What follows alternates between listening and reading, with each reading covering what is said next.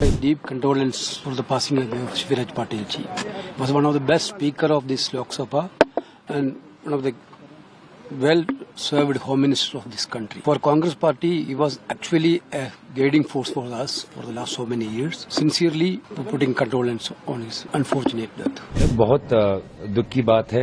एक बहुत ही सौम्य व्यक्ति थे, एक बहुत ही धैर्यशील व्यक्ति थे और भारत के राजनीति पर उन्होंने एक बहुत बड़ा प्रभाव छोड़ा है और इस वक्त हम सभी शोक संतप्त परिवार के सदस्यों के प्रति हम अपनी संवेदना व्यक्त करते हैं के चरणों में उनको स्थान मिले और उनके परिवार और जो भी उनको चाहने और मानने वाले लोग हैं वो आज कष्टित हैं, दुखी हैं और एक अमिट छाप उन्होंने देश की राजनीति और कांग्रेस की राजनीति में छोड़ी। हम सब लोगों के लिए ये अपूर्णीय क्षति है। शिवराज पाटिल साहब को एक ऐसे नेता के रूप में जाना जाता है जिनका सभी दलों में एक अपनी पैठ थी, अपनी पहचान थी। जिस मृदुभाषी और सरल तरीके से उन्होंने उच्च पदों पर आसीन रहे और अपना आचार और व्यवहार रखा, वो निश्चित तौर से हम लोगों को सीखने वाली बात है, अनुसरण करने वाली बात है।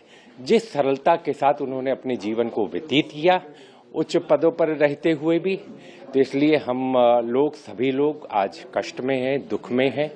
पूरा देश उनको याद कर रहा है और इस अपूर्णीय क्षति पूरे देश के लिए है, ये हम मानते हैं। This is very sad for all of us and for the people of the country. He served for a long time in the Indian polity.